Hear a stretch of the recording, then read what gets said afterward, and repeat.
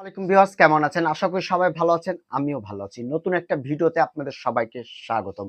মূলত আজকে যে ভিডিও কনটেন্টটি তৈরি করতে যাচ্ছি অত্যন্ত গুরুত্বপূর্ণ। কেননা আমি যে ভিডিও কনটেন্ট গুলো তৈরি করি শুধুমাত্র আপনাদেরকে শেখানোর উদ্দেশ্যে মূলত এই ভিডিও কনটেন্ট গুলো তৈরি করি। তেমনই আজকে ইন্ডাকশন চুলা, ইন্ডাকশন বলেন, ইনফ্রারেড বলেন, এই চুলাগুলো আমরা সচরাচর সবাই বাসাবাড়িতে কিন্তু ব্যবহার করে থাকি। প্রতিনিয়ত আমরা কিন্তু এই ধরনের জিনিসগুলো ব্যবহার করে থাকি।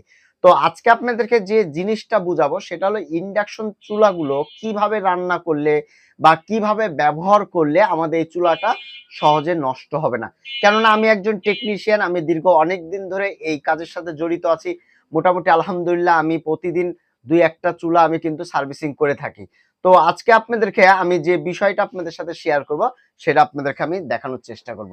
তো এই যে আমার হাতে দেখতে পাচ্ছেন ইন্ডাকশন চুলা, এইটা হলো ইন্ডাকশন চুলা। চুলা হয় ২ রকমের, একটা ইন্ডাকশন হয়, একটা ইনফ্রারেড হয়। তো ইন্ডাকশন চুলা সর্বপ্রথম আপনাদেরকে যে কাজটি করতে হবে, কিছুদিন পর পরে এই যে ইন্ডাকশন চুলার যে ফ্যানটা, নিচের যে ফ্যানটা আছে, এই ফ্যানটা পরিষ্কার পরিচ্ছন্ন রাখতে হবে। যদি ফ্যানটা পরিষ্কার না রাখেন তাহলে সেই ক্ষেত্রে কি হবে যে ফ্যানটা যখন জাম হয়ে যাবে, বাতাসটা কুলিং করতে পারবে না, তখন আপনার সার্কিটটা নষ্ট হয়ে যাবে, মসফেটটা পুড়ে যেতে পারে, কয়েলের সমস্যা হতে পারে, বিভিন্ন রকম সমস্যার সম্মুখীন হতে হবে।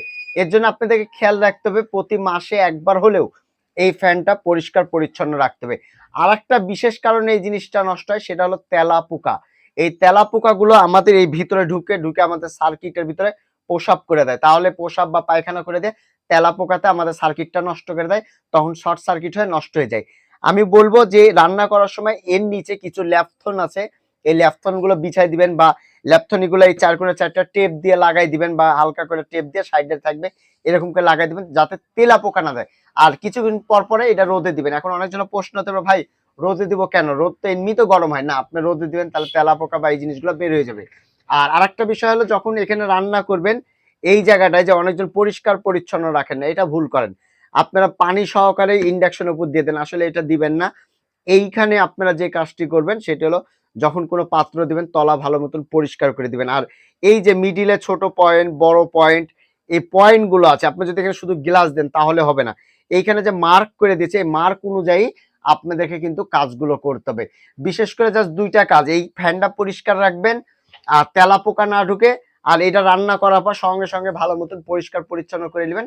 আশা করি আপনাদের যে ইন্ডাকশন চুলাগুলো দীর্ঘ অনেক দিন ধরে যাবে। আর আমাকে অনেকজন কমেন্ট করেছেন যে রবিল ভাই কোন ধরনের চুলাগুলো কিনলে আমাদের চুলাগুলো দীর্ঘদিন টিকবে। তো বিভিন্ন বাজারে বিভিন্ন কোম্পানি পাওয়া যায়, আপনারা দেখে শুনে নেবেন বা আপনার পাশের জন যে ব্যবহার করছে আসলে কতদিন ধরে ব্যবহার করছে এইভাবে দেখে বুঝে শুনে নেবেন।